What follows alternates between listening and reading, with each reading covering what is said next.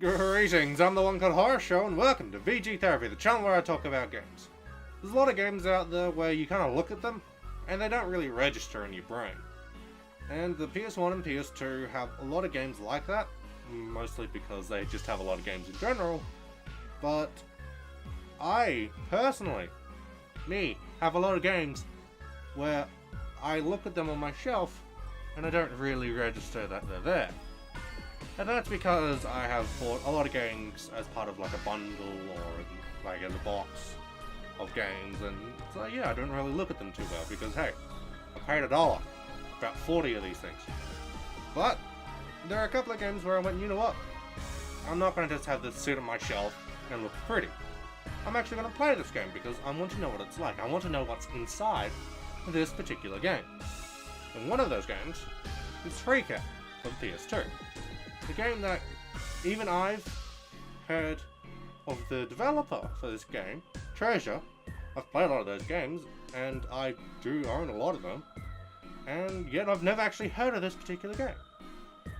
And so, when I did play it, I decided, you know what, I have to do a review of this game because it's cheaper than therapy. And even just going off the things I found out about this game, even those are a little bit strange. The game, as I said, was made by Treasure, who are known for developing Gunstar Heroes, Mischief Makers, Sin and Punishment, Ikarika, and others. For those of you who don't know, all those games are 2D. This is their first fully 3D game. And so when I hear that this is a game that was potentially just a tech demo that they had, that they then turned into a full game, I buy it. Because, as I said, this is their first fully 3D game. And this came out 27th of July 2001 in PAL territories, 28th of August 2001 in North America under the name Stretch Panic, and it came out in Japan 6th of December 2001 under the name Hippolinda. So they'd waited for a while to get to 3D, and as you might have noticed, the release schedule is the opposite of what it normally is, which makes this game all the more intriguing.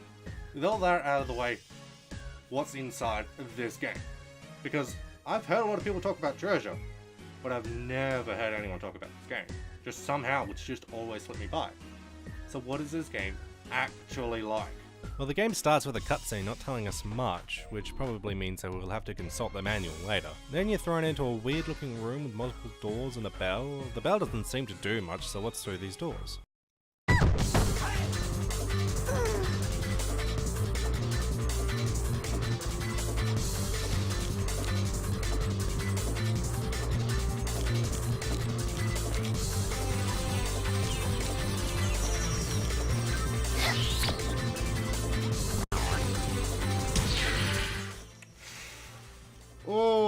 Oh boy, oh boy, it's gonna be one of those days now, isn't it? What in the blue hell is this? There is an explanation needed that I'm clearly not getting. Let me look at the manual and see if I get told anything. Okay, the story is about your character, Linda, having to rescue her 12 sisters from demons that feed on their greed. Did they explain anything here? I mean, oh, here we go. Yeah. They do explain the fetish beasts. They're called bonitas. And they are more people who are greedy. Okay, yeah, no, fair enough.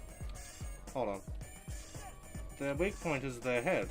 So to do extra damage, you have to get behind them and pull their hair. Thanks! Is there anything normal about this freaking game? I mean, yeah, sure. There's a little bit of detail about the sisters, which is kinda neat. I can dig that, yeah. But I wholeheartedly expect that to get pretty concerning sooner or later. The sisters are locked behind the extra doors in the main room. Unfortunately, you need points to open the doors, and to get points you need to attack the weak points of enemies, and the only enemies available to you at the start are the bonitas. So you need to kill them, and then thankfully you don't need to go back.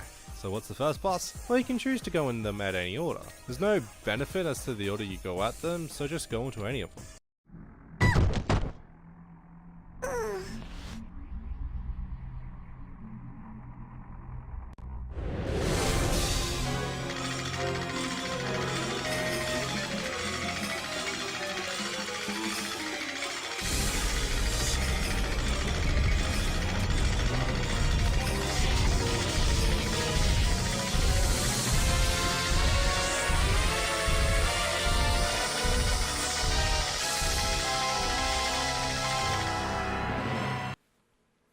Well, that was certainly something now, wasn't it?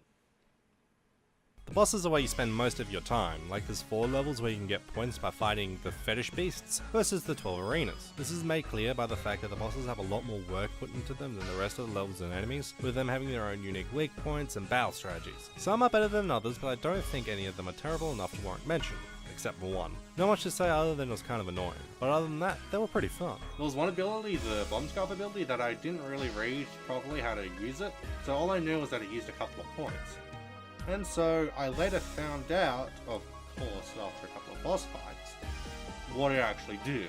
What it does is when you grab an enemy, you can extend 2 more scarves and you grab the enemy and you thrash around to do more damage. The problem I encountered was that after a few bosses I figured out how to use it, and I also found out the fact that you need to use it at least once on each boss, and so I had to refight each boss. It wasn't too strenuous, but it was a tad annoying, but it was fine. I mean, seeing the boss designs was great because I got to see more details that I didn't notice before, because as weird as this game is, that's what makes it a lot more unique. And that really is the takeaway from all of this. This is a game that is weird as all hell.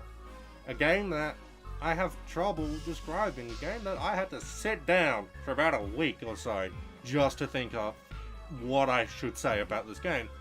And the end result is this review where I still feel like there are things I didn't really address. I still feel like there's more things to say, but I just can't find the words to say them because this game is so weird, to put it nicely. And I had a fantastic time with it because I had so much fun finding out what this game was going to throw at me, finding out the weird designs of the bosses, the weirdness of this entire game. And on the other hand, I have no desire to go back and play this game, because the best part about this game was finding all the new and weird things. All the things that made it unique, you can't really replicate on a second playthrough. And so with that, I give this game a 2 out of 4, because even just by watching this review, I'd say you probably wouldn't get as much enjoyment out of it. But hey, you might get something if you show it to your mates or something like that, who've never seen it. And with that, I've been Horror Show, and this was VG Therapy.